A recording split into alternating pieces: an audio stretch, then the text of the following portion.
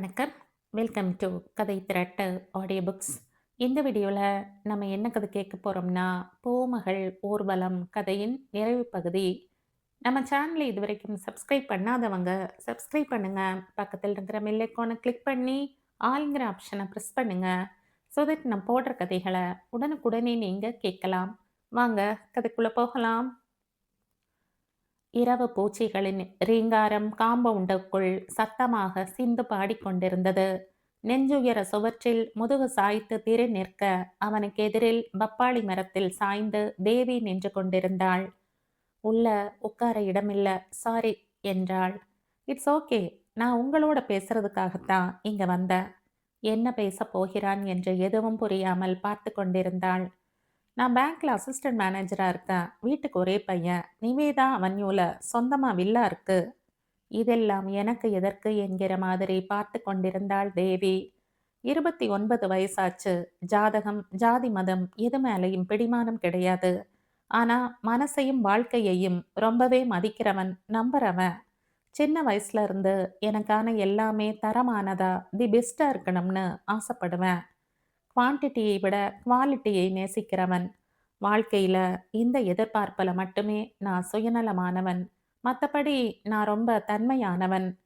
இப்போது மெல்லிய சுவாரஸ்யம் எட்டி பார்த்தது. எதற்காக இதையெல்லாம் தன்னிடம் ஒப்பித்து கொண்டிருக்கிறான் என்று. இதெல்லாம் எனக்கு எதுக்குன்னு நீங்க நினைக்கலாம்.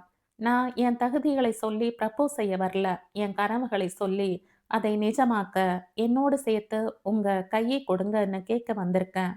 இது கட்டாயம் இல்ல. ஆனா கன்சிடர் செய்யறது தப்பில்ல என்றவன் பின் பாக்கெட்டில் இருந்து விசிட்டிங் கார்டை எடுத்து அவளிடம் நீட்டினான். இது என்னோட கார்டு. அதில் என்னுடைய நம்பரும் இருக்கு. யோசிங்க. விரும்பினா என்னை பத்தி விசாரிங்க. சரியா வரும்னு தோணுனா என்னோட நம்பருக்கு ஒரு மெசேஜ் அனுப்பி விடுங்க. நான் என் பேரண்ட்ஸோட பெண் பார்க்க வரேன். அவள் விக்கித்து போய் நிற்க காடை அவளுடைய கையில் நாசுக்காய் திணித்தான். அவன் தடாலடியாய் காதலை சொல்லி இருந்தால் அவள் கோபப்படுவதில் நியாயம் இருக்கும். அவன் பெண் பார்க்க வருகிறேன் என்கிறான். அப்படிப்பட்டவனை எப்படி எதிர்த்து பேச முடியும்? எனக்கு இப்போ கல்யாணம் செய்துக்கிற ஐடியாவே இல்லை. இப்பதான் என்னோட பிஸ்னஸை டெவலப் பண்ணிக்கிட்டு இருக்கேன் என்றாள் வெடுக்கென்று. அவன் பார்வை இன்டீரியர் ஒர்க் நடந்து கொண்டிருந்த டிஸ்பென்சரியை தொட்டு மீண்டது. அதைத்தான் அவள் குறிப்பிடுகிறாள் என்று நினைத்தான். நீங்க செய்யறது பிசினஸ் இல்ல, சேவை. அதுக்கும் கல்யாணத்துக்கும் எந்த தொடர்பும் இல்ல மிஸ் என்றான் முறுவல் மாறாத முகத்தோடு. சேவையா?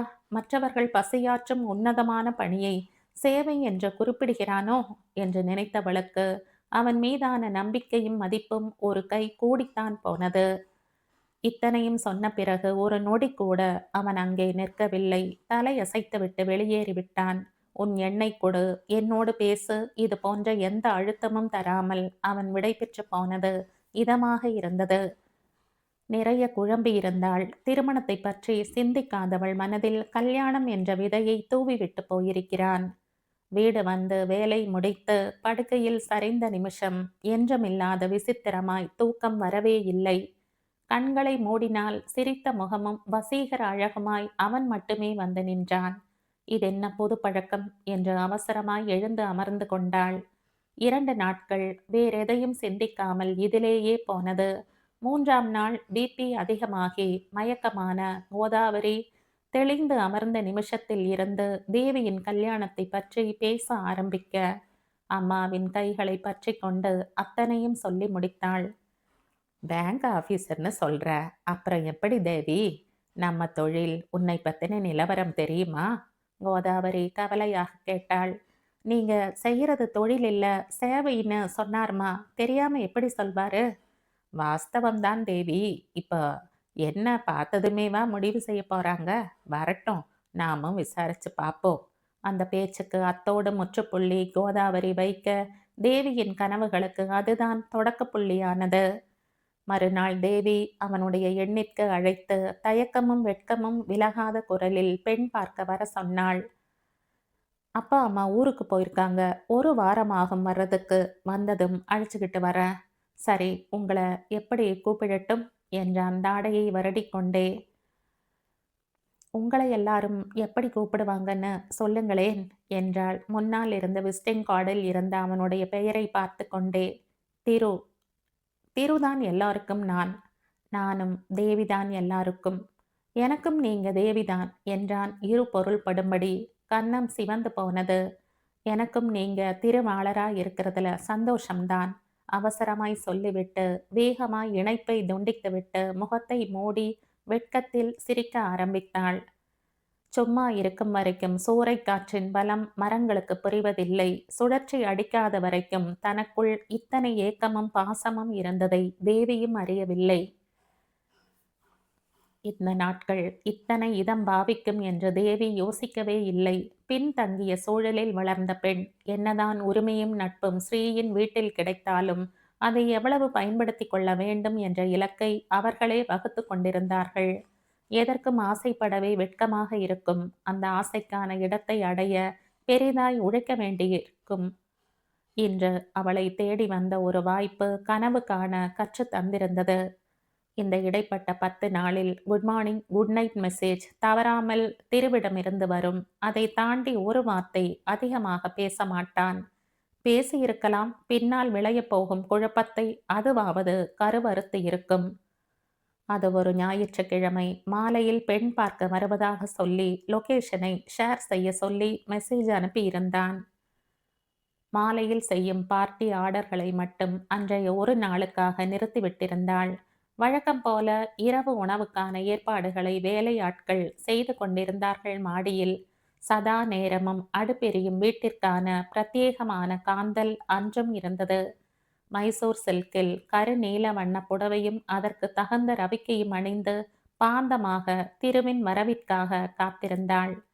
விபரீதத்தின் வெளிச்சம் அவள் சந்தோஷத்தை சூறையாடப் போவதை அறியாமல் கார் சென்ற பாதையில் கவனமாக இருந்தான் திரு. பின் இருக்கையில் அமர்ந்திருந்த பெற்றவர்களின் முகத்தில் வழிந்த பெருமிதம் இந்த நிமிஷம் அவனுக்கு போதுமானதாக இருந்தது. இன்னொரு காரில் ராஜாங்கம் உட்பட உறவினர் 4-5 பேர்கள் அமர்ந்திருந்தார்கள். கேஸ் விஷயமாக சென்னை வந்தவர் எதேச்சையாக இந்த பெண் பார்க்கும் படலத்தில் இணைந்து கொண்டார். ஜன நெருக்கடி உள்ள சாலையில் ஆடம்பரம் இல்லாத அந்த வீடு இருந்தது.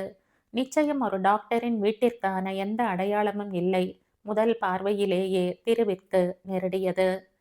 கார் நிறுத்தக்கூட உள்ளே இடமில்லை. பக்கவாட்டில் பிரிந்து ஒரு மாடிப்படி செல்ல அங்கே ஷெட் அமைத்திருப்பது இங்கே இருந்து பார்க்கும்போதே கண்ணில் பட்டது. காரை சாலையிலேயே விட்டுவிட்டு எல்லோரும் இறங்கி மண் பாதையில் நடந்தார்கள்.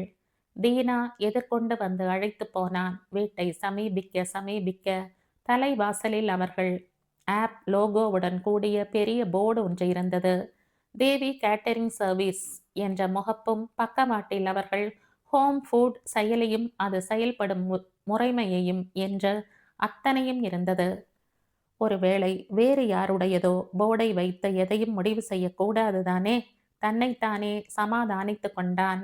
அவனை விடவே மிதமிஞ்சிய குழப்பத்தில் இருந்தார்கள் பெற்றவர்களும் மற்றவர்களும்.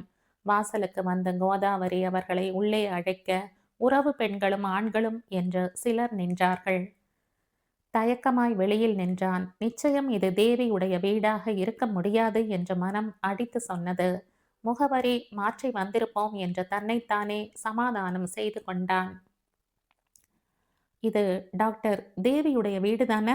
தயக்கமாய் திரு கேட்கவும் தேவியின் குடும்பத்தில் இருந்தவர்கள் மெல்லிய அதிர்ச்சியோடு ஒருவரை ஒருவர் புரியாமல் பார்த்து கொண்டார்கள். இது தேவியோட வீடு தான், ஆனா டாக்டர் எல்லாம் இல்ல. நாங்க கேட்டரிங் சர்வீஸ் செய்கிறோம். தேவி என் அக்கா தான். திரு விளக்கம் தந்து கொண்டிருக்க தீனா விளக்கம் தந்து கொண்டிருக்க எதுவோ சரியில்லை என்ற தேவி அறையை விட்டு வெளியில் வந்தாள். வாசலில் திருவும் உறவினர்களும் உள்ளே வராமல் நிற்க தேவிக்கு பதட்டமானது. எல்லாரும் உள்ள வாங்க என்றாள் பரிதாபமான குரலில். அதுக்கு முன்னாடி என்கிட்ட எதுக்கு அவ்வளவு பெரிய பொய்ய சொன்னேன்னு சொல்லு. சத்தியமாய் திருவின் மென்மையான தோற்றத்தில் இருந்து இத்தனை வன்மையான குரல் வரும் என்று தேவி எதிர்பார்த்திருக்கவில்லை. நானா? நான் என்ன பொய் சொன்னேன் என்றாள் புரியாமல். டாக்டர் மாதிரி என்கிட்ட நடிச்சது, ஒரு முறை கூட உன்னை வெளிப்படுத்திக்காம நாகரிகமா நடந்து வேஷம் போட்டது. சத்தியமா ஏமாற்றத்தில் இருந்தாள். அதனாலேயே வார்த்தைகளை தன்னிலை மறந்து சிதற விட்டு கொண்டிருந்தாள். அவமானத்தில் அங்கம் சுருங்க நின்றாள். தன்னை மீறி தன்னுள் மலர்ந்த பெண்மையால் இன்று கூட்டத்தின் முன் சூடுபட்டு நிற்கிறாள். சட்டென்று தேவியின் உறவுக்காரர் ஒருவர் இருவரையும் விலக்கிக் கொண்டு நடுவில் வந்து நின்றார். என்ன நடக்குது தம்பி? எனக்கு எதுவுமே புரியல. தேவிய பொண்ணு பார்க்க மாப்பிள்ளை வீட்ல இருந்து வராங்கன்னு தான் எங்களை எல்லாம் அண்ணி கூப்பிட்டு விட்டுச்சு. நீங்க எதுவும் விசாரிக்காம வந்துட்டீங்களா? எதுவா இருந்தாலும் உள்ள வந்து உட்காருங்க. எங்க தவறு நடந்ததுன்னு பொறுமையா பேசலாம். தேவியோட அப்பா எனக்கு அண்ணன் முறை. ரொம்ப வருஷம் முன்னாடியே அவர் தவறிட்டார். அண்ணி டாக்டர் தேவராஜ் சார் வீட்ல தான் சமையல் வேலை செய்துட்டு அங்கேயே தங்கி இருந்தாங்க. தேவி +2 படிக்கும்போது அன்னிக்கு வாதம் வந்து நடமாட முடியாம போனதால, மேற்கொண்டு படிக்காம ஏதோ ஒரு கடையில கொஞ்ச நாள் வேலை பார்த்துட்டு, 3 வருஷம் முன்னாடி தான் இந்த சமையல் தொழிலை ஆரம்பிச்சு நல்லா செய்துட்டு இருக்கு. ஏதோ சாதனை போல் சொல்லிக் கொண்டிருக்க திருவின் ரத்தம் கொதித்தது. +2 கூட முடிக்காதவளா, வீட்டு வேலை செய்யும் பெண்ணின் மகளா, சமையல் தொழில் செய்யும் கேட்டரிங் நடத்துபவளா, பிறகு ஏன் அத்தனை நாடகம்? சமையல் தொழில் செய்யற பொண்ணு மாதிரியா இவங்க தோற்றத்துல தன்னை வெளிப்படுத்திக்கிட்டு இருந்தாங்க? சதா நேரமும் கிளினிக்லையும் டிஸ்பென்சரிகளையும் சுத்திட்டு, போதா குறைக்க அவங்க பேரை சொல்லி ஏமாத்திட்டு, நர நரவென பல்லை கடித்தான். சமையல் செய்றவங்க போடுறதுக்குன்னு ஏதாவது பிரத்யேக உடை இருக்கா மிஸ்டர்? நிதானமான பதில் கேள்வியில் தடுமாறி போனான். மனதால் கூட ஏற்றத்தாழ்வுகளை ஆதரிக்காதவன்தான். ஏமாற்றத்திலும் கோபத்திலும் கொஞ்சம் நிதானம் இழந்து விட்டான். ஆனால் வலித்தது சம்பந்தப்பட்டவளுக்கு.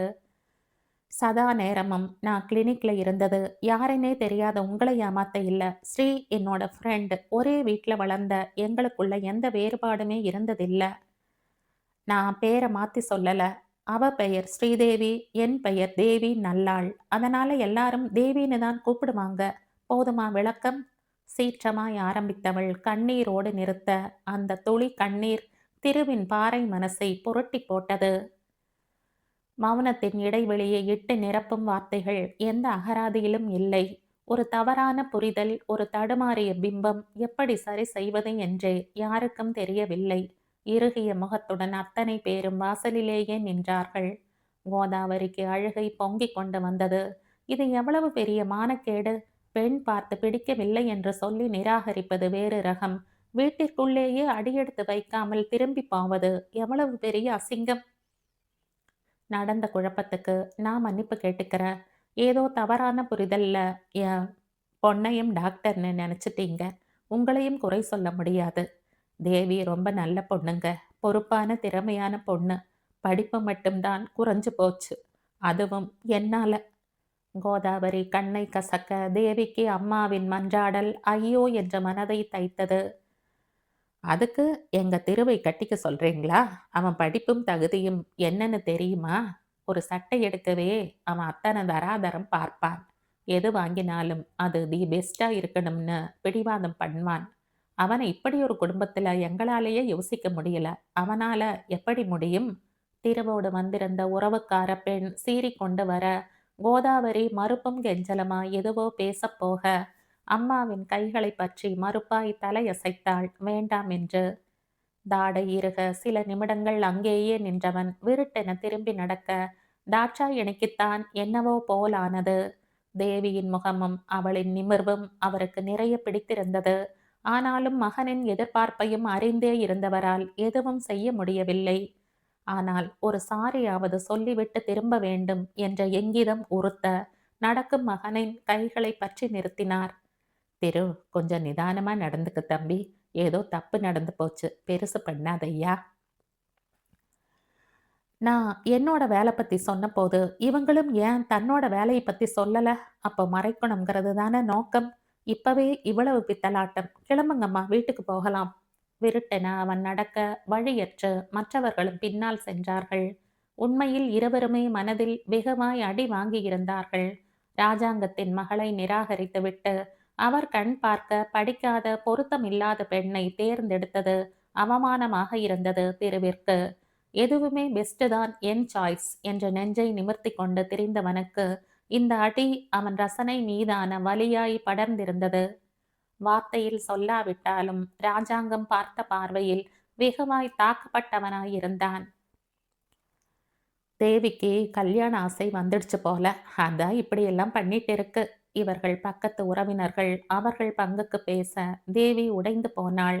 எதற்காக இந்த சலனம் தனக்குள் விளைந்தது என்று தன்னைத்தானே நொந்து கொண்டவளாய் நின்றாள். அவர்கள் கிளம்பிப் போய் வெகு நேரம் மட்டுக்கும் நிலைப்படியில் சாய்ந்து அப்படியே நின்றிருந்தாள். பொண்ணு தான் சொல்லுச்சுனாலும் நீயாவது விசாரிச்சிருக்கணும் கோதாவரி. இவ்வளவு பெரிய இடம் எப்படி நமக்கு தோதா வரும்னு யோசிச்சிருக்கணும். காசு சம்பாதிச்சதும் நாம முன்னே வாழ்ந்த வாழ்க்கை எல்லாம் மறைஞ்சு போயிடும்னு நினைச்சீங்களா?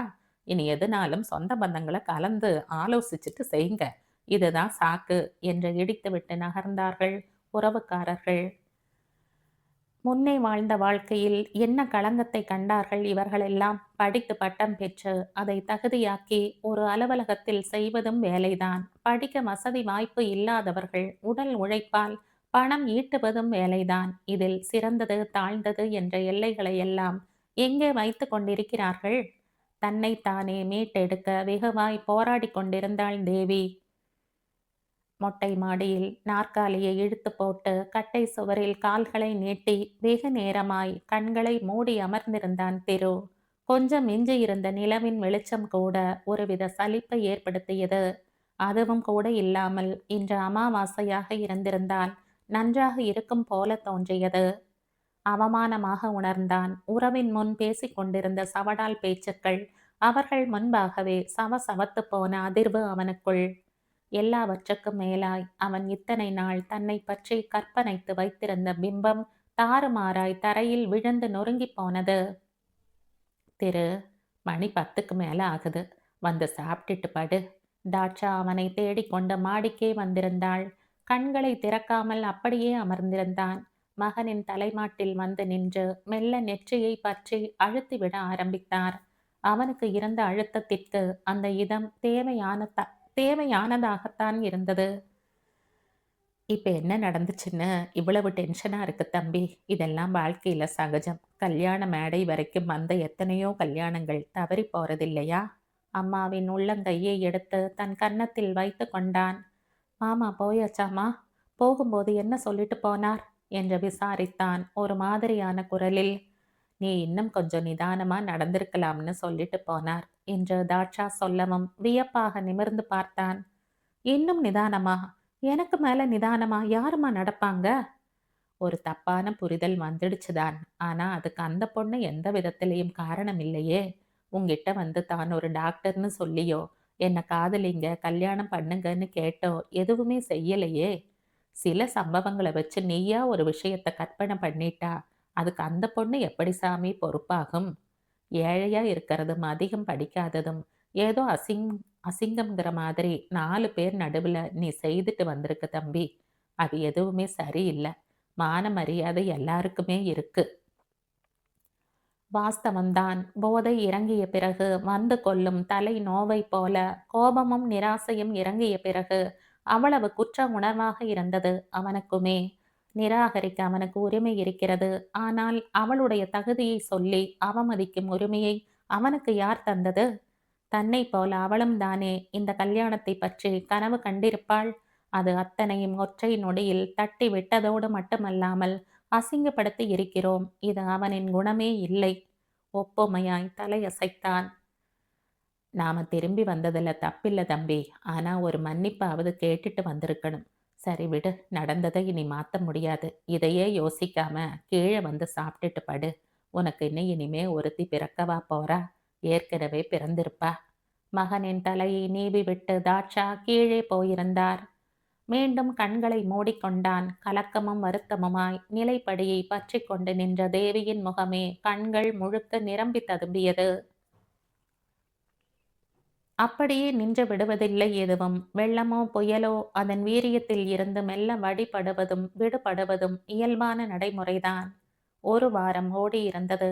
நடந்ததை ஸ்ரீயிடம் சொன்னபோது கொதித்து போய் பேங்கிற்கு சண்டை போட கிளம்பியவள் கைகளை பற்றி தேவிதான் தடுத்து விட்டாள். இது ஒரு விதமான மன விபத்து ஸ்ரீ. இத சந்திச்ச 2 பேருமே தான் பெரிதாய் பாதிக்கப்பட்டிருக்கோம். இத இப்படியே விட்டுடேன் என்றாள் மென்மையான குரலில். அதன் பிறகு ஸ்ரீ இது குறித்து பேசவே இல்லை. மீண்டும் தன்னுடைய தொழிலில் கவனத்தை குவித்திருந்தாள். கூடுமானவரை இது பற்றிய பேச்சை பேசுவதை அனைவரும் தவிர்த்து கொண்டதே பெரிய ஆறுதலாக இருந்தது. டின்னருக்கான ஆர்டரை சரிபார்த்து பொருட்களை வாங்கி கொண்டு வர தீனாவிடம் லிஸ்டை கொடுத்துவிட்டு நிமிர்ந்து பார்க்க மண் பாதையில் பைக்கை நிறுத்திவிட்டு திரு வந்து கொண்டிருப்பது தெரிந்தது. பதட்டம் இல்லை, கோபம் இல்லை, எதுவுமே வந்து கவ்வாத மனநிலையில் அவன் முகத்தையே பார்த்து கொண்டு நின்றாள். வாசலில் வந்து நின்றவன் நிலையும் அதேதான். அவனை உள்ளே அழைப்பதா, அழைத்தால் வருவானா என்ற மாறாட்டத்துடன் நிற்காமல், எந்த சங்கோஜமுமே இல்லாமல் தேவி புன்முறுவலுடன் திருவை உள்ளே அழைத்தாள். கொஞ்சம் நிறம் தப்பியிருந்த சுடிதாரும் தூக்கி கொண்டையிட்ட தலை முடியும் என்று வெகு இயல்பான தோற்றத்தில் இருந்தாள்.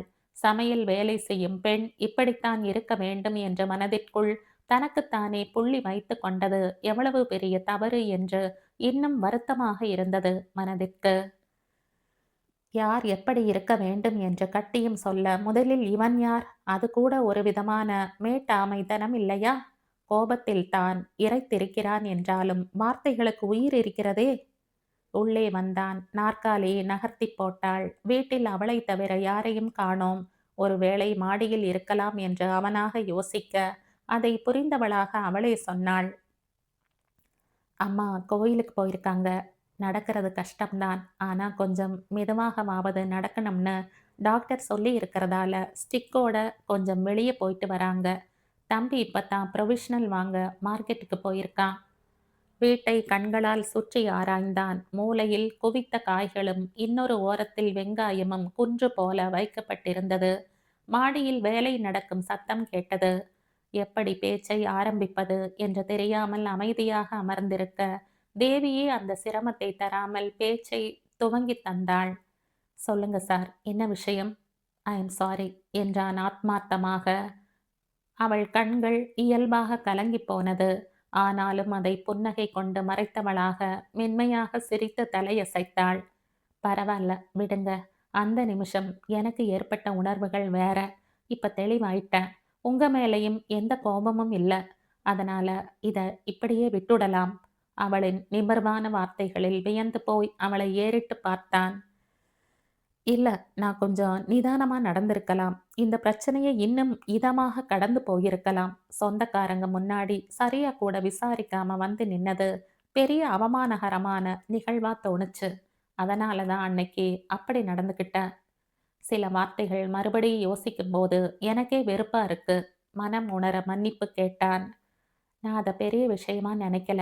ஏழையா இருக்கிறதும், பெருசா படிக்காததும் அவமானமான விஷயமா நான் யோசிக்கல.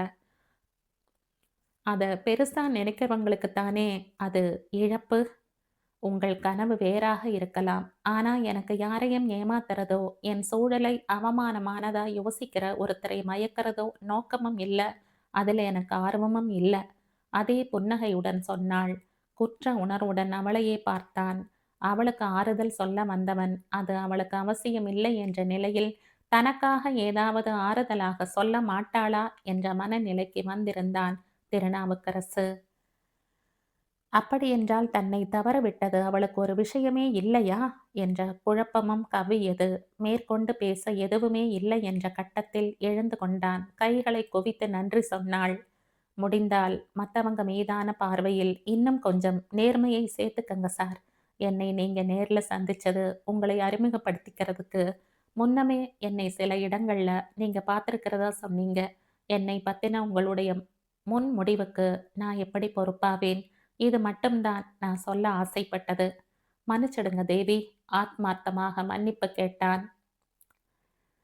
தேவி, கொஞ்சம் மேல வந்துட்டு போயேன். மாடியில இருந்து அழைக்க இருவரும் ஒரு சேர நிமிர்ந்து பார்த்தார்கள்.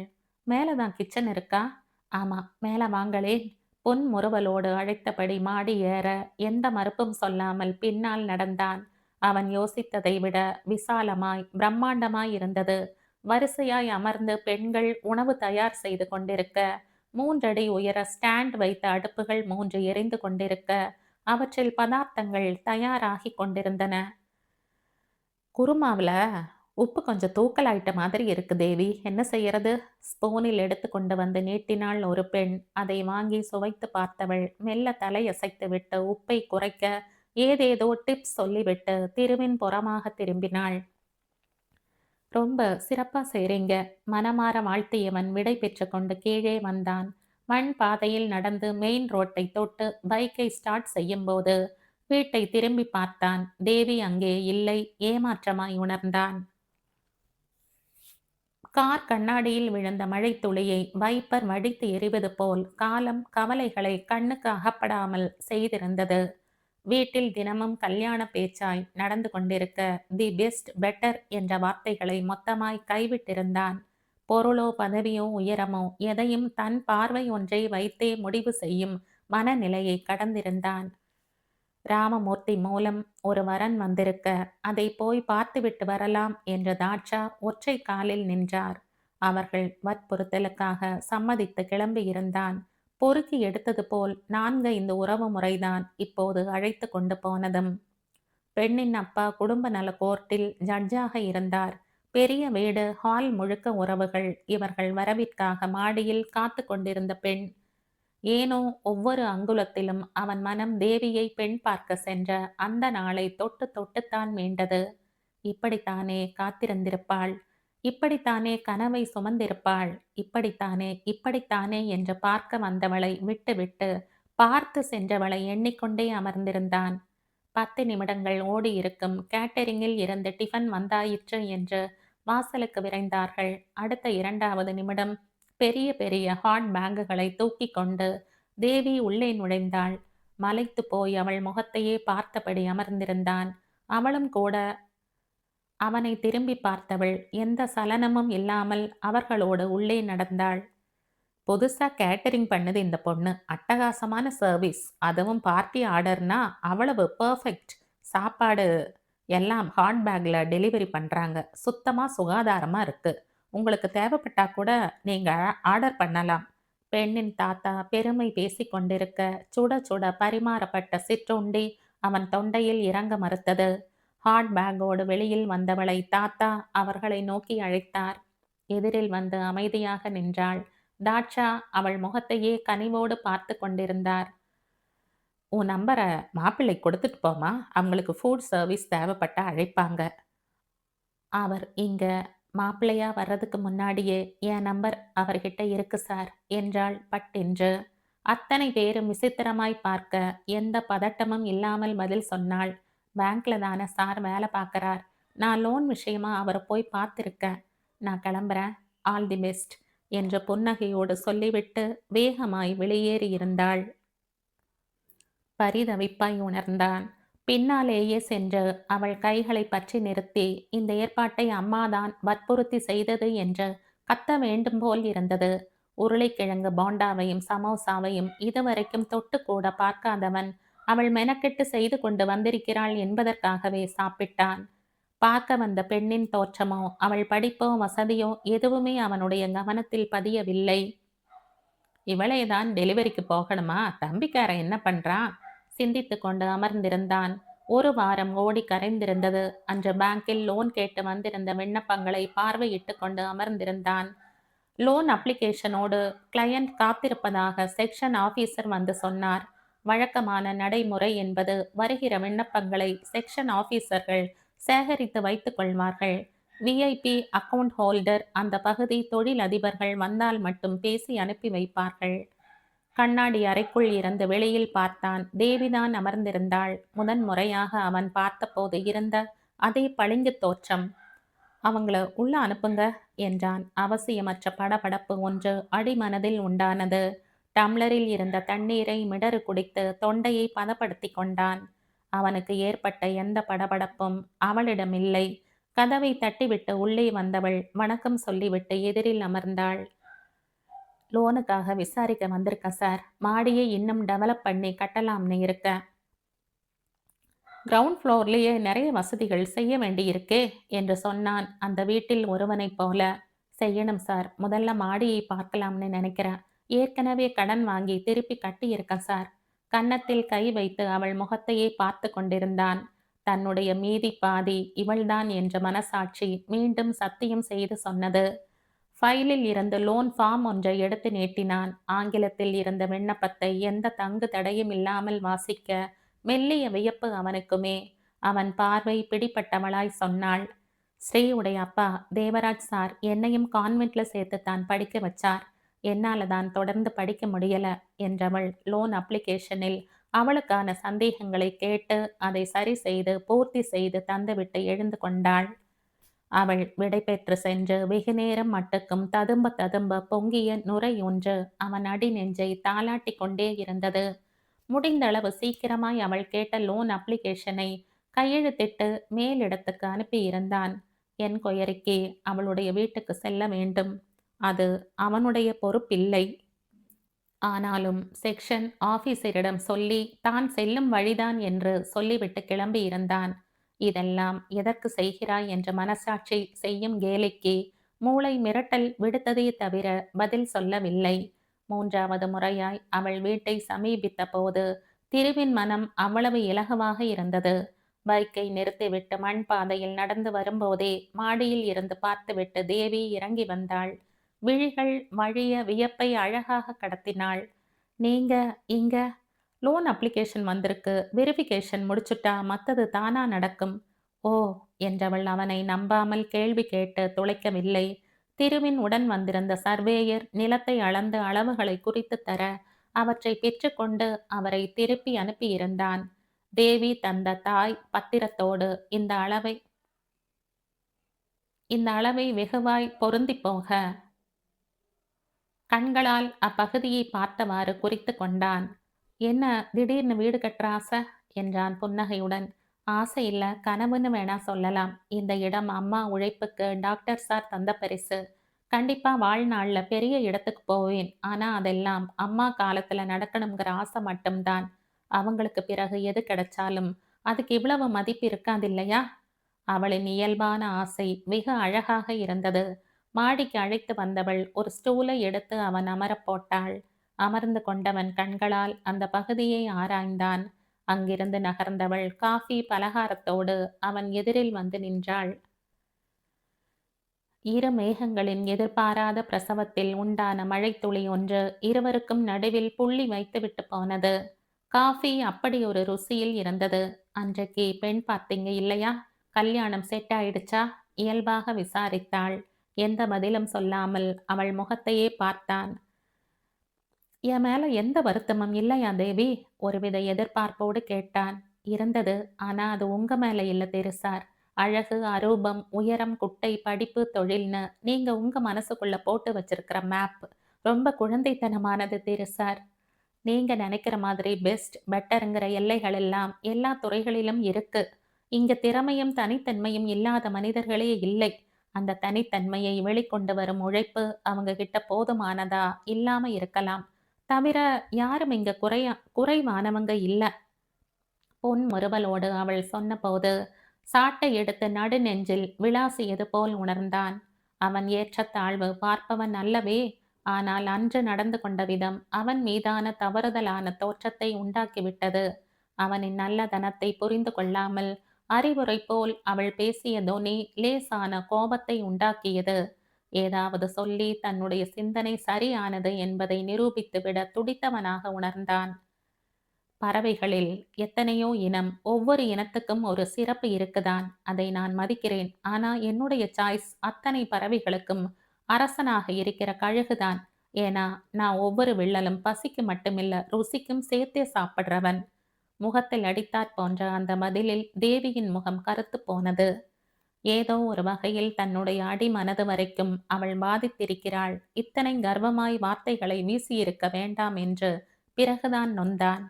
ஓகே சார், உங்க மனசுக்கு பிடிச்ச மாதிரி துணை அமைய வாழ்த்துக்கள் என்றொரு வறட்சியான வாழ்த்தை சொன்னவளை கிச்சனில் இருந்து ஆட்கள் அழைக்க கிளம்புகிறாயா என்பது போல் பார்த்தாள். சுணங்கி போனான். காண்பதற்கு என்று ஓடோடி வந்துவிட்டு என்ன பண்ணி தொலைத்திருக்கிறாய் என்று தன்னைத்தானே நொந்து கொண்டான்.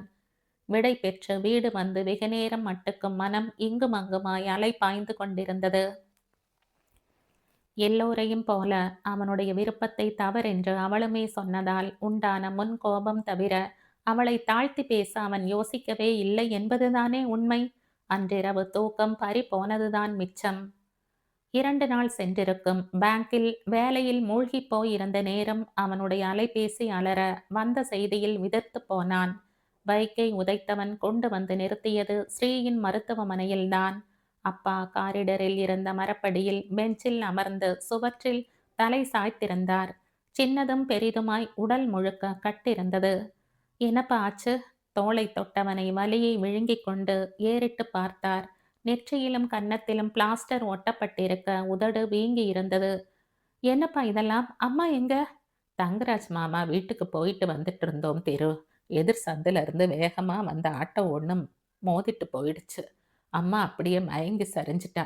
பக்கத்துல மரத்துக்கு போட்டிருந்த கம்பி வேலியில மோதினதுல அம்மாவுக்கு நல்ல அடி."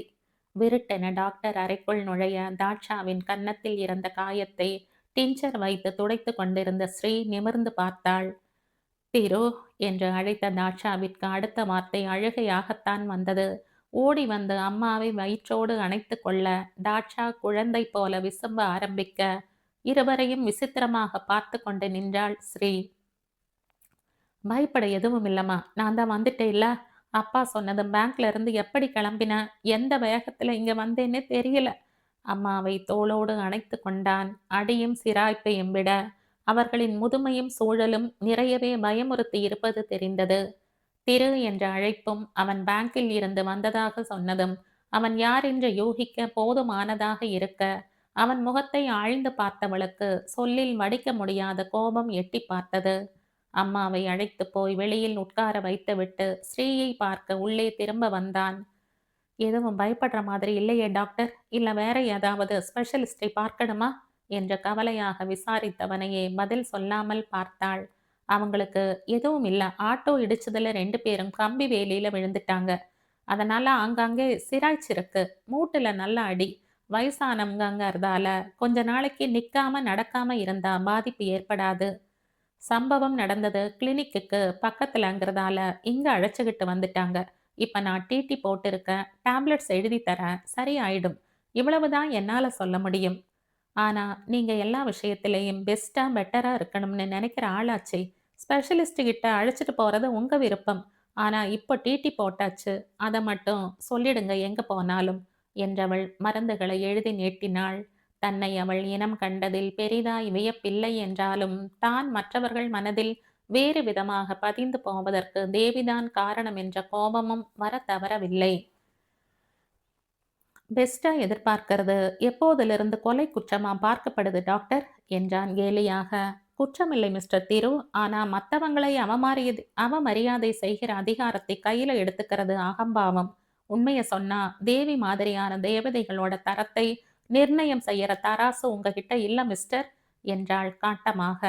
"என் விருப்பத்தை நான் சொன்னதுல யாருக்கு என்ன கஷ்டம்? கண்டிப்பா உங்களோட விருப்பத்தை நான் மதிக்கிறேன். ஆனா உங்க மறுப்பை அன்னைக்கு நீங்க பதிவு செய்த விதம் ரொம்பவே தப்பு சார். அவளுடைய உறவினர்கள் மத்தியில எவ்வளவு பெரிய அவமானத்தை உணர்ந்திருப்பாள்னு யோசிச்சு பார்த்தீங்களா?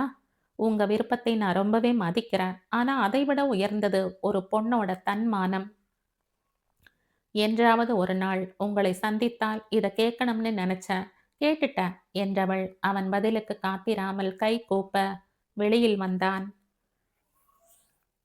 வலியின் நோவினையில் இருவருக்குமே காய்ச்சல் வந்திருக்க லீவு சொல்லிவிட்டு வீட்டிலேயே இருந்தான். அப்பாவுக்கும் அம்மாவுக்கும் கஞ்சி வைத்து கொடுத்தவன் தனக்கான மதிய உணவை தேவியின் ஹோம் ஃபுட்டில் ஆர்டர் செய்துவிட்டு காத்திருந்தான்.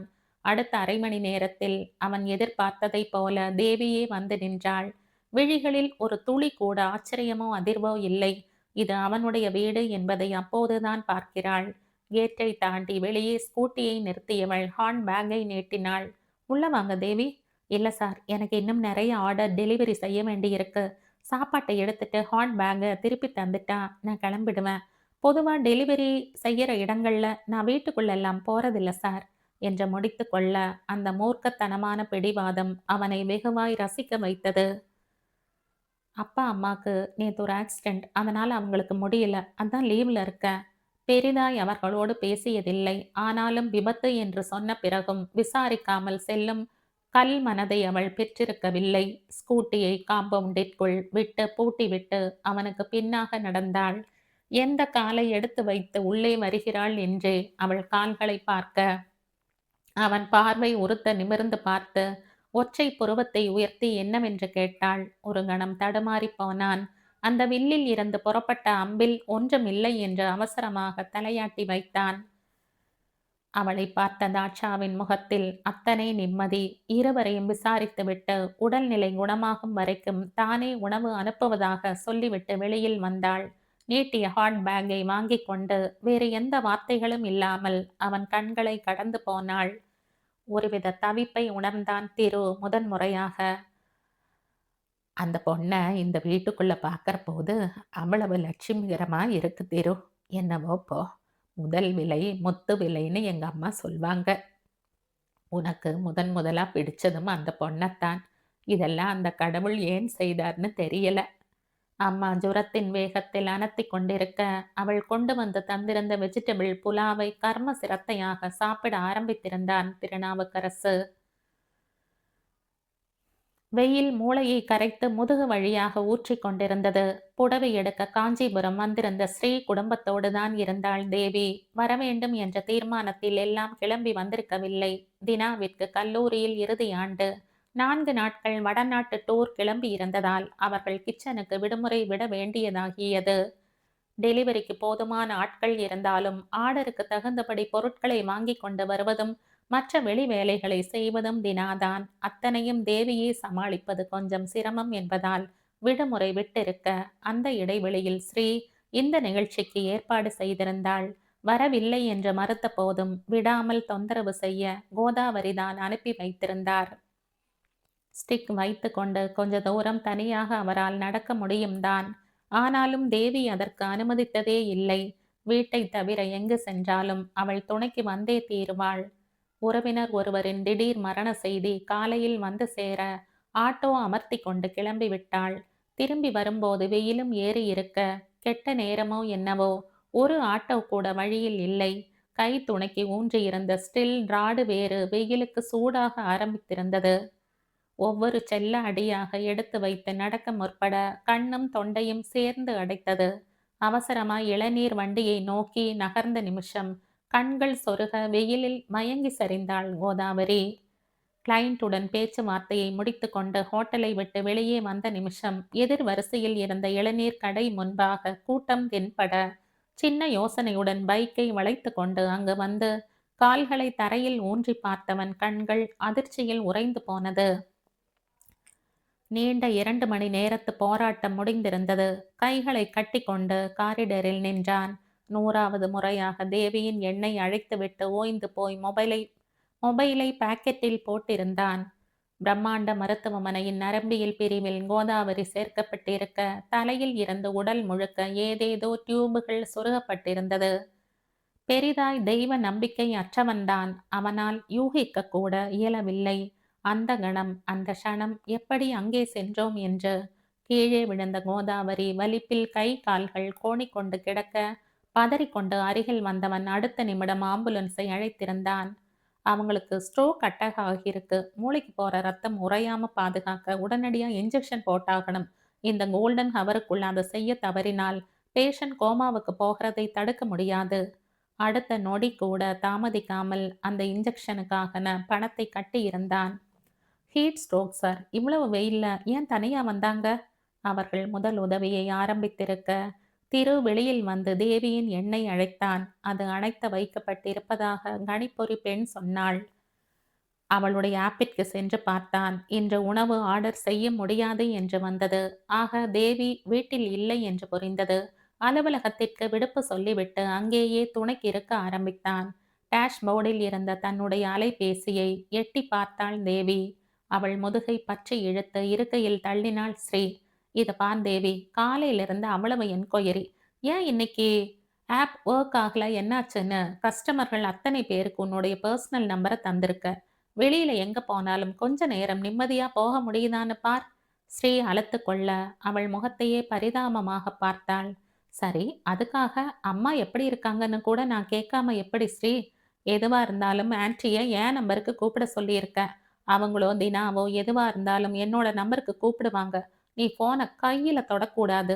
ஸ்ரீ கண்டிப்பாக சொன்ன பிறகு வாதம் செய்ய எதுவும் இல்லை.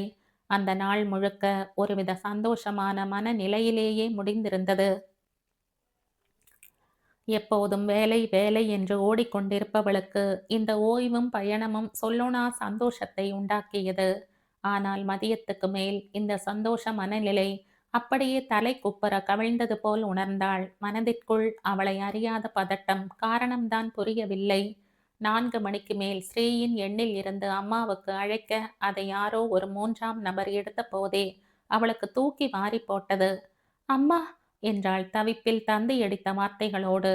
நீங்க யாருன்னு தெரியலம்மா. இந்த போன் வச்சிருந்த அம்மாவுக்கு எங்க இளநீ கடை முன்னால மயக்கம் போட்டு விழுந்து வலிப்பு வந்துடுச்சு. அப்போ இந்த பக்கம் வந்த ஒருத்தர் எனக்கு தெரிஞ்சவங்கன்னு சொல்லி ஆஸ்பத்திரிக்கு இட்டுக்குன்னு போனார்மா. அந்த அம்மாவோட பை இங்க தான் கிடந்தது. நான் தான் யாரும் தேடிட்டு வருவாங்கன்னு எடுத்து வச்சேன்.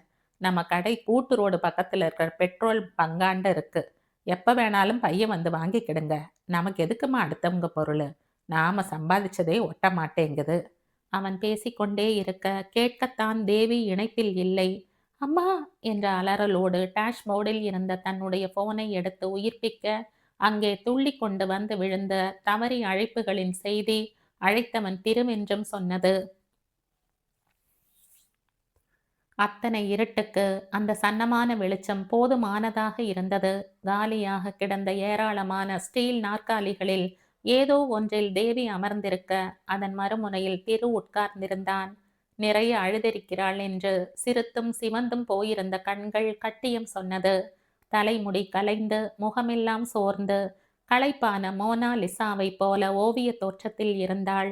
இருளும் மெல்லிய குளிரும் அவர்களுக்கே சொந்தம் என்பது போல் சூழ்ந்திருக்க ஏதோ சிந்தனை வயப்பட்டவளாக அமர்ந்திருந்தாள். தேவி பதில் சொல்லாமல் நிமிர்ந்து அவன் முகத்தை பார்த்தாள். அவனுடைய முதல் முகமே அவளுக்கு அவ்வளவு பிடிக்கும். இன்று காட்டிய இன்னொரு முகம் அவள் உயிர் வரை தொட்டிருந்தது. டீ காஃபி ஏதாவது வாங்கிட்டு வரட்டுமா? நைட் கூட எதுவுமே சாப்பிடலையே நீங்க? வேண்டும் போல்தான் இருந்தது. ஆனால் கேட்க தயங்கிக் கொண்டு அவள் தடுமாற அந்த தடுமாற்றமே அவனுக்கு அவளின் தேவையை உணர்த்தி இருக்க வேண்டும். எழுந்து சென்றவன் 10 நிமிடத்தில் பேப்பர் கப்புகளில் டீயோடு வந்து சேர்ந்தான். குடித்து முடித்ததும் கேட்டாள். நீங்க வீட்டுக்கு கிளம்புங்க தெரசார். நான் பார்த்துக்கிறேன். இங்க ஒரே ஒரு அட்டெண்டர் தான் அவுட் அலௌடு. இல்லைன்னா ஸ்ரீ கூட இருந்திருப்பா என்றாள். தெரியும். நான் பெர்மிஷன் வாங்கிட்டு தான் லேபில் உட்கார்ந்திருக்கேன். கொஞ்ச நேரம் இருந்துட்டு கிளம்பிடுறேன். நீங்க இப்ப ஓகே தானே? மென்மையும் அக்கறையுமான குரல். நான் ஓகே தான். தினாவை வரவழைக்க யோசிச்சேன். ஆனா ரொம்ப சந்தோஷமான மனநிலையில இங்கிருந்து கிளம்பி போயிருக்கான். அவனோட சந்தோஷத்தை கெடுக்க மனசு வரல. ரொம்ப சின்ன வயசுல இருந்தே என் கூட சேர்ந்து கிச்சனுக்காக உழைக்கிறான். அவனுக்கான நிமிஷத்தை அனுபவிக்கட்டும். இப்போ அம்மாவுக்கு பயம் ஏதுமில்லதான சார்? குழந்தை போல அவன் முகத்தை நிமிர்ந்து பார்த்து அவன் தரப்போகும் நம்பிக்கை வார்த்தைகளுக்காக காத்து கொண்டிருந்தாள். அந்த முகத்தை கைகளில் ஏந்தி நெற்றியில் முத்தம் வைத்து அவசரமாக கற்பனையை ரத்து செய்தவனாக மென்மையாக புன்னகைத்தான். பயமில்லைன்னு டாக்டர் சொல்லிட்டாங்க. மேல் அதிகமா 2 நாள் இங்க இருக்க வேண்டி வரலாம். ஆனா வீட்டுக்கு வந்தாலும் கொஞ்சம் அதிகமாகவே ஜாக்கிரதையா இருக்கணும். அதை மட்டும் கவனத்துல வச்சுக்கங்க. தலையசைத்தாள். நீங்க மட்டும் சட்டுன்னு அவ்வளவு பெரிய தொகை கட்டலைன்னா என்னால யோசிக்கவே முடியல. அதுக்காக என் வாழ்க்கை முழுவதும் உங்களுக்கு நன்றியுடையவளாய் இருப்ப. பதில் சொல்லாமல் புன்னகையுடனே அவளை பார்த்து கொண்டிருந்தான். அந்த ஆயிரங்களை விட ஒரு உயிர் உன்னதமானது இல்லையா? வாய் பிறந்தும் ஒருவரை காப்பாற்றாமல் விடுறது கொலையை விட கொடூரமானது. நான் அப்படி கொடூரமானவன் எல்லாம் இல்லங்க. கொஞ்சம் நேர்த்தியை தனித்துவத்தை எதிர்பார்ப்பேன். அதுக்கே என்னை கொடூர வில்லனை போல உங்க ஃப்ரெண்டு திட்டிட்டாங்க. குறும்பும் சிரிப்புமாய் அவன் சொல்லி முடிக்க இது எப்போது என்பது போல் வியந்து போய் நிமிர்ந்து பார்த்தாள். என்கிட்ட இத பத்தி எல்லாம் அவ சொல்லலையே என்றாள் மெல்லிய வருத்தத்தோடு. நோ நோ, சொல்லிக்கிற அளவுக்கு அது ஒன்றும் பெரிய விஷயம் இல்ல. அவங்களுக்கு உங்க மேல நிறைய அன்பு இருக்கு என்றான் ஆத்மார்த்தமாக. அது நான் செய்த பாக்கியம் திருசார். சமத்துவம் சகோதரத்துவம்னு நிறைய பேசலாம். ஆனா அதை செயலில் காட்ட எத்தனை பேருக்கு முடியும்? தன் வீட்டுல வேலை செய்தவங்களோட குழந்தையை படிக்க வச்ச டாக்டர் சாரும் சரி, தன் பெண்ணுக்கு சமமா என்னை பாவிச்ச லக்ஷ்மி ஆண்டியும் சரி, அப்படி ஒரு அன்பை அங்கீகாரத்தை காட்டுனாங்க. ஒருவேளை அவங்க எங்களை வேற மாதிரி நடத்தி இருந்தா இந்த தன்னம்பிக்கையும் வெற்றியும் வந்திருக்காது. ஆத்மார்த்தமாக அவள் சொன்னதை கேட்டவன் இறுகிய முகத்தோடு சில நிமிடங்கள் அமர்ந்திருந்தவன் எழுந்து கொண்டான். எதுவும் பயமில்ல தேவி. நீங்க அம்மாவுடைய ரூம்லயே ஸ்டே பண்ணிக்கங்க. ஏதாவதுனா டைம் பத்தியெல்லாம் யோசிக்க வேண்டாம். எனக்கு கூப்பிடுங்க. நான் காலையில வந்துடுறேன் என்றபடி எழுந்து கொண்டான். இத்தனை நேரம் இருந்த தன்னம்பிக்கை மெல்ல சரிய, மெல்லிய பதட்டத்தோடு அவன் முகத்தையே அண்ணாந்து பார்த்தாள். வயிற்றோடு அந்த முகத்தை புதைத்துக் கொள்ள வேண்டும் போல் இருந்தது. இல்ல, நான் இங்கேயே உங்களுக்கு துணையா இருக்கட்டுமா? என்றான் அவசரமாக. இல்ல, இல்ல சார். நீங்க கிளம்புங்க. அங்க அப்பா, அம்மாவுக்கும் உடம்பு சரியில்ல தானே? என்று விடை தந்து அனுப்பி வைத்தாள். அம்மாவின் அறைக்கு சென்று பார்த்துவிட்டு மீண்டும் வந்து பழைய இடத்திலேயே அமர்ந்தாள். மொபைலில் குறுஞ்செய்தி வந்து விழுந்தது. திருவிடம் இருந்துதான் தான் வீட்டுக்கு வந்து விட்டதாகவும் பத்திரமாக இருக்கும்படியும் அறிவுறுத்தி இருந்தான். இத்தனை நாள் அவனை பற்றி எதுவுமே சிந்திக்காதவள் இரவு முழுக்க அவனை பற்றியே சிந்தித்துக் கொண்டிருந்தாள். முழுதாய் 3 நாட்களுக்கு பிறகுதான் கோதாவரியை டிஸ்சார்ஜ் செய்தார்கள். உடன் இருந்து அத்தனையும் திருவே கவனித்துக் கொண்டான். என்னடி இந்த ஆள் இங்கேயே சுத்துறான்? இரு, நான் என்னன்னு கேட்டுட்டு வரேன் என்ற ஸ்ரீ தேவி தடுக்க தடுக்க திருவின் எதிரில் வந்து நின்று கழுத்தை சாய்த்து அவன் முகத்தை பார்த்துவிட்டு சுற்றும் முற்றும் தலையை உயர்த்தி எதையோ தேடுவது போல் பாவனை செய்தாள். என்ன டாக்டர், என்ன தேடுறீங்க? இல்ல, சார அடிக்கடி இங்க பாக்குறேனே, உங்களுக்கு தோதான பெஸ்டி எதுவும் இங்க கண்டுபிடிச்சிருக்காங்களோன்னு தான். நாக்கை கன்னத்தில் உருட்ட சிரிப்பும் பொய் கோபமுமாய் அவளை முறைத்து பார்த்தான். என் வாழ்க்கையில பெஸ்ட்டுங்கிற வார்த்தையை எடுத்துட்டேன் டாக்டர் அம்மா. என்னை விட்டுடுங்க. இனிமே போட்டதை திங்கிறேன், வச்சதை சுமக்கிறேன். போதுமா? என்று சிரித்தான் கைகளை கூப்பி வணங்கியபடி. ஸ்ரீயும் சேர்ந்து சிரித்தாள். கைப்பையில் இருந்த கல்யாண பத்திரிகையை எடுத்து அவனுடைய பெயரை எழுதி நீட்டினாள். புன்னகையுடன் பெற்றுக்கொண்டான். நீங்க என்னோட வேண்டப்பட்ட விரோதிங்கிறதால இங்கேயே கொடுக்கிறேன்னு நினைக்காதீங்க. அப்பா இல்லாத வீட்ல எல்லா வேலைகளையும் நான் தான் கல்யாண பெண்ணுங்கிறத தள்ளி வச்சுட்டு செய்ய வேண்டியிருக்கு. இந்த நேரத்துல தேவியும் வர முடியாத சூழ்நிலை. என்னை புரிஞ்சுக்குவீங்கன்னு நினைக்கிறேன் என்றாள் மெல்லிய முக மலர்வோடு. எனக்கு புரியுது டாக்டர். கண்டிப்பா கல்யாணத்துக்கு வருவேன். எங்க கூப்பிட்டா என்ன? கூப்பிடுறது தி பெஸ்ட் டாக்டர் ஸ்ரீ ஆச்சே. கைகளை உயர்த்தி அவளிடம் வம்பு செய்து அனுப்பி வைத்தான். கோதாவரி வீடு வந்து சேர்ந்த 2 நாட்களுக்குள் தேவி திருவின் வீடு தேடி வந்து அவன் மருத்துவமனைக்கு கட்டியிருந்த தொகையை திருப்பித் தர வாங்கிக் கொள்ளாமல் கைகளை கட்டிக்கொண்டு அவள் முகத்தையே பார்த்தான். இப்ப இதுக்கு என்ன அவசரம் தேவி? நான் திருப்பி கேட்டனா? நீங்க திருப்பி கேட்கலைன்னா நான் அப்படியே இருப்பேன்னு நினைச்சீங்களா? முடிஞ்ச போது கொடுங்க தேவி, எதுவும் அவசரம் இல்ல. இப்பவே முடியுது திருசார். அந்த பணத்தை என்கிட்ட தக்க வைக்கிறதுல நியாயம் இல்ல. வார்த்தைக்கு வார்த்தை வாதாடியவளை முறைத்து கொண்டே பணத்தை வாங்கி டேபிளில் வைத்தான். உண்மையை சொன்னால் இந்த தொழிலில் பணத்தை மட்டுமல்ல, நிறைய பேரோட தன் நிறைவையும் ஆசிகளையும் சம்பாதிக்கிறேன். அதனாலேயோ என்னவோ பலரோட மானசீகமான ஆசீர்வாதங்கள் எனக்கு கிடைத்தது. எந்த குறையும் நஷ்டமும் இல்லாம தொழில் ஓடுது. அடுத்த மாசம் வீடு கட்ட போறேன். ஃபுட் டெலிவரிக்காக 2 ஆப்பே வாங்கி விடுற ஐடியாவும் இருக்கு. நிஜமாவே சாப்பாட்டு தொழிலில் மட்டும் நேர்மையா இருந்தா அதில் அவ்வளவு விருத்தி இருக்கும்னு என் அம்மா சொல்றது சரியா இருக்கு. தாட்சாவிடம் முழு சந்தோஷத்துடன் சொன்னபோது அவர்கள் பக்கத்தில் வந்து அவளை அணைத்து விடுவித்தவர் பூஜை அறையில் இருந்த குங்குமத்தை வெள்ளி அவளுக்கு வைத்து விட்டார். அவர்கள் அன்பை அந்யோன்யத்தை கண்கள் நிறைக்க பார்த்து கொண்டிருந்தான் திரு. சரி, சந்தோஷமா இருக்கேன்னு சொல்ற. எங்களுக்கெல்லாம் ஒரு ஸ்வீட் பண்ணி கொடுத்துட்டு போயே என்று விளையாட்டாக சொல்ல வேகமாய் தலையசைத்துவிட்டு கிச்சனுக்குள் நுழைந்தவள் தாட்சாவை அழைத்து எது எது எங்கிருக்கிறது என்ற தகவலை மட்டும் கேட்டறிந்துவிட்டு 5 நிமிடத்தில் பைனாப்பிள் கேசரியை கிளறி கொண்டு வந்து தந்து திக்கு முக்காட வைத்துவிட்டு விடை பெற்றாள். தாட்சாவிற்கு பெருமை பிடிபடவில்லை. இந்த கையால காலம் முழுக்க எவனுக்கு சாப்பிட கொடுத்து வச்சிருக்கோ தெரியல. முதலா நம்ம வீட்டுக்கு வந்து ஸ்வீட் செய்து கொடுத்துட்டு போயிருக்கு இந்த பொண்ணு. நல்லா இருக்கணும். திகட்டாத இந்த இனிப்பு மாதிரி அந்த பொண்ணும் தித்திக்க வாழணும்.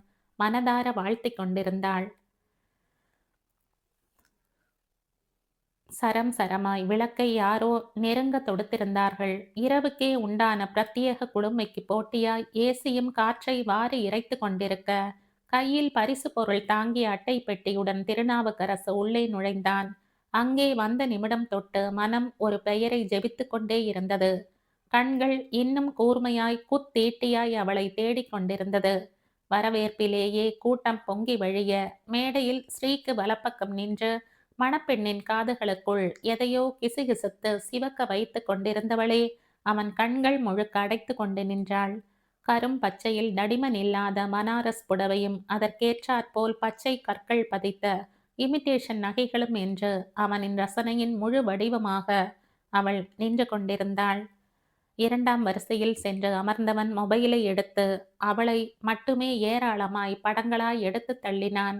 அங்கிருந்தே திரும்பி கவனித்துவிட்டு ஸ்ரீ கைகளை அசைத்து மேடைக்கு அழைக்க புன்னகையோடு எழுந்து சென்றவன் பரிசை தந்து வாழ்த்துக்களை பரிமாறிக்கொண்டு அருகில் நின்ற அழகோவியத்தை கண்களால் தின்று என்று அத்தனையும் செய்து முடித்து கீழே இறங்கி இருந்தான். சொல்லப்போனால் தேவியை விட பேரழகான பெண்கள் எல்லாம் அங்கே தென்பட்டார்கள். ஆனால் அந்த முதல் பார்வையில் அவனுள் அவள் உண்டாக்கிய உரிமை உணர்வையும் தன் சரி பாதி என்கிற சிந்தனையையும் யாருமே உருவாக்கவில்லை. பஃபேயில் உணவை எடுத்துக்கொண்டு ஒதுங்கி விளக்குகளால் அலங்கரிக்கப்பட்ட மரத்திற்கு அருகில் வந்து நின்றான். பெரிதாய் யாரையும் அங்கே பழக்கமில்லை. அதனால் ரசிப்பதை தவிர அவனுக்கு அங்கே எந்த வேலையும் இல்லை. கல்யாண வயதில் நின்றவன் என்பதால் இவற்றில் எதை எதை தன்னுடைய கல்யாணத்தில் செய்யலாம் தவிர்க்கலாம் என்ற இயல்பான திட்டமிடலை மனதிற்குள் போட்டு கொண்டபடி நின்றான். நல்லா இருக்கீங்களா தம்பி? கனிவும் எளிதுமான குரல் கேட்டு திரும்பி பார்த்தான். கண்களில் அவ்வளவு வியப்பு. கோதாவரி நின்று கொண்டிருந்தார். உடலில் முன்னை விட மெலிவு தெரிந்தாலும் அந்த முகத்தில் முன்னை விடவும் மிகுத்தமான சாந்தம் தவழ்ந்து கொண்டிருந்தது. கையில் வளையமிட்ட ஸ்டீல் ஸ்டிக்கை பற்றி கொண்டு நின்றார். எப்படி இருக்கீங்க ஆண்டி? எதுக்கு சிரமப்படுறீங்க? அப்படி உட்கார்ந்து இருக்கலாம் இல்லையா என்றான். ரொம்ப நேரமா உட்கார்ந்தே தான் தம்பி இருக்க. நீங்க ரொம்ப தனியா நின்றுட்டு இருக்கிறத பார்த்தேன். பாவம், உங்களுக்கு இங்க யாரும் அறிமுகம் இல்லையே. அவனுக்காக வந்து நின்ற அந்த தாயின் பேரன்பு அவ்வளவு பிடித்தது. கோதாவரியின் கைகளை பற்றி கொண்டு வந்து அங்கிருந்த நாற்காலியில் அமர்த்தி பக்கத்தில் தானும் அமர்ந்து கொண்டான். உடம்பு இப்ப ரொம்பவே பரவாயில்ல. சமயத்துல நீங்க செய்த உதவிக்கு நான் இன்னும் நன்றியே சொல்லலையே. அதான் தேடிட்டு வந்தேன் என்றவர் தன் வலக்கையை நீட்டி திருவின் வலக்கையை பற்றி கொஞ்சம் சிரமப்பட்டு தன் அருகில் கொண்டு வந்து புறங்கையில் முத்தமிட்டார். திருவின் கண்கள் கலங்கி போனது. ஆன்டி என்றான் நெகிழ்ந்து விட்ட குரலில். சீக்கிரம் கல்யாணம் பண்ணிட்டு குடும்பம் குழந்தைகளோட சந்தோஷமாய் வாழணும். அவனுடைய தலையில் கை வைத்து ஆசிர்வதித்தார். கைகளை பற்றி கொண்டான். என் மேல எதுவும் வருத்தம் இல்லையே ஆன்டி? அன்றைக்கு தவறுதலான புரிதலோடு உங்க வீட்டுக்கு வந்ததும் கொஞ்சம் கூட பக்குவம் இல்லாம அங்கே நடந்துகிட்டதுக்கும் உங்ககிட்ட மன்னிப்பு கேட்டுக்கிறேன் என்றான் மனமாற. உங்க மேல எந்த வருத்தமும் இல்லை தம்பி. வாழ்க்கையில இது மாதிரியான நிகழ்வுகளும் நெருடல்களும் இருக்கும் தானே. கல்லில் தட்டாத கால் யாருக்காவது இருக்கா என்ன? அது கல்லோட பிழையும் இல்லை, காலோட குறையும் இல்லை. ஒரு சம்பவம், அவ்வளவுதான் என்று சிரித்தார். வியந்து போய் பார்த்தான்.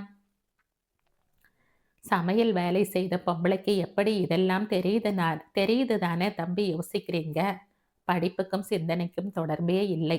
நீங்க தப்பா எடுத்துக்கலைன்னா ஒன்னே ஒன்று சொல்ல ஆசைப்படுறேன் என்றார் மெல்லிய தயக்கத்தோடு. சொல்லுங்க ஆண்டி. வாழ்க்கை இப்படி இருந்தா தான் சரியா இருக்கும்னு நாம போடுற திட்டம் மாதிரி உலகத்துல அபத்தம் எதுவுமே இல்லை. சிறந்தது எல்லாம் நமக்கு சரியா வரும்னு நினைக்கிறது ஒரு கனவு சாமி. ஆனா நமக்கு எது சரியா வருதோ அதுதான் நம்மை பொறுத்தவரை உலகத்திலேயே சிறந்தது. இதை மட்டும் நம்புங்க. எத்தனையோ ஆலயங்களை சுத்தியும் கிடைக்காத நிம்மதி அம்மாவோட மடியில 5 நிமிஷம் தலை வச்சு படுக்கும்போது கிடைச்சிடும். நமக்கான நிம்மதியை தரும் இடத்தை ஆண்டவன் பக்கத்திலேயே வச்சிருப்பான். அதை அறியாம தேடிட்டு திரியறதுக்கு பேர்தான் அறியாமை. வயசும் காலமும் கையில இருக்கும் போதே உங்க மனசுக்கு பிடிச்ச வாழ்க்கையை அமைச்சுக்கங்க. உங்களை பெத்தவங்களுக்கும் அதுதான் சந்தோஷம். உடம்பு சிலிர்ப்பது போல் இருந்தது திருவிற்கு. அந்த கிழத்தியின் சொற்கள் அவர் கைகளை இறுக பற்றி அருகில் வந்து அவர் உச்சியில் அழுந்த ஒரு முத்தம் வைத்தான். தூக்கி வழித்த கொண்டையை கிளிப் சொருகி அடக்கிவிட்டு கழுவி துடைத்த முகத்தோடு அம்மா தந்த தேநீரை எடுத்துக்கொண்டு வாசலில் வந்து உட்கார ஆட்டோ ஒன்று மெயின் ரோட்டில் வந்து நின்றது. யார் என்று தேவி கூர்ந்து பார்த்து கொண்டிருக்க திருநாவுக்கரசுதான் கையில் 3 கட்டை பையை தூக்க முடியாமல் தூக்கி கொண்டு வந்து கொண்டிருந்தான். புரியாமல் எழுந்து நின்றவளை ஒரு பார்வை பார்த்து கொண்டே அவளை தாண்டி கொண்டு உள்ளே போனான்.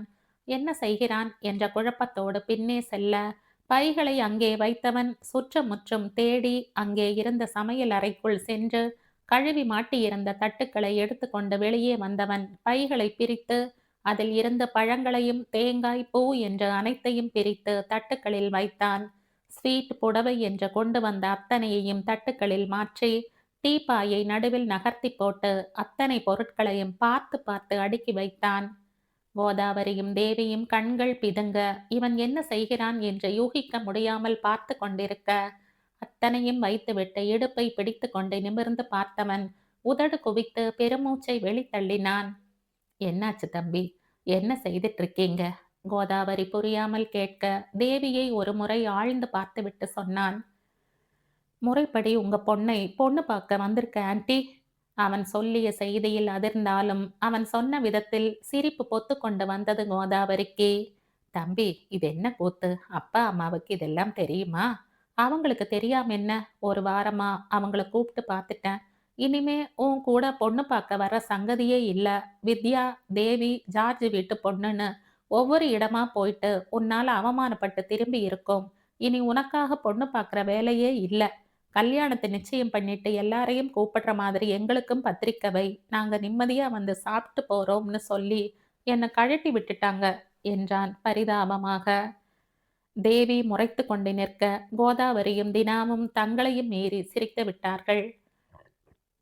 கிளம்புங்க திருசார், உங்க விருப்பத்திலேயே முடிவெடுக்கிற சர்வாதிகாரத்தை முதல்ல கைவிடுங்க என்றவள் விருட்டென வெளியே வந்தவள் மாடிப்படிகளில் ஏற மெல்லிய முறுவலுடன் அவளையே பார்த்து கொண்டு நின்றவன் கோதாவரியிடம் வந்து மென்மையாக கைகளை பற்றி விடுவித்துவிட்டு மாடிக்கு வந்தான்.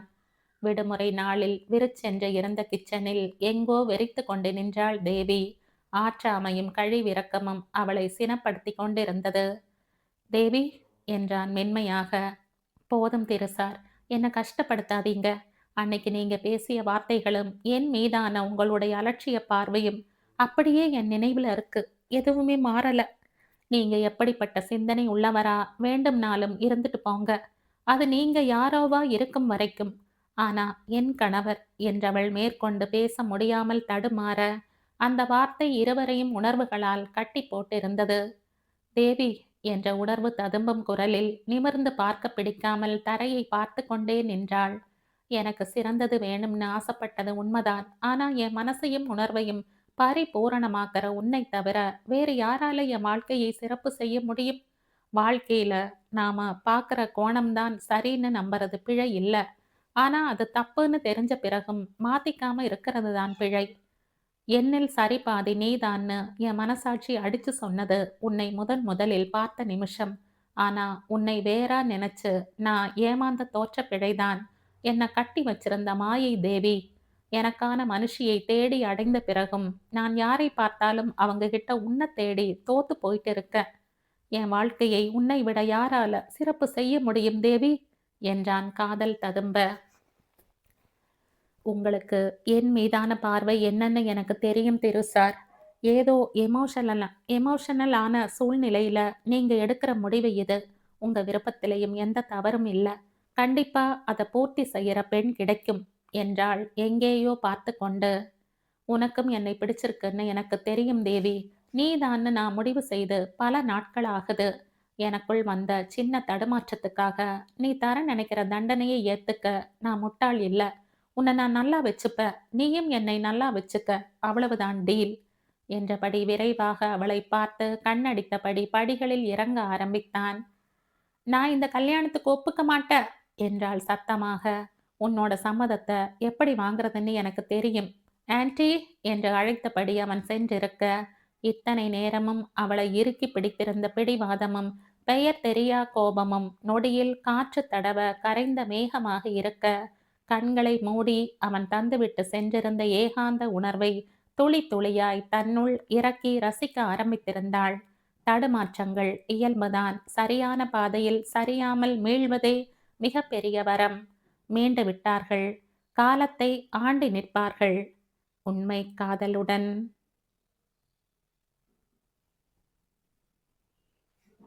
இதோட இந்த கதை முடியுது. இந்த கதை உங்களுக்கு பிடிச்சிருந்தா லைக் பண்ணுங்க, ஷேர் பண்ணுங்க, சப்ஸ்கிரைப் பண்ணுங்க. மற்றும் ஒரு இன்ட்ரஸ்டிங்கான கதையோட அடுத்த வீடியோல சந்திப்போம். பாய். Thank you.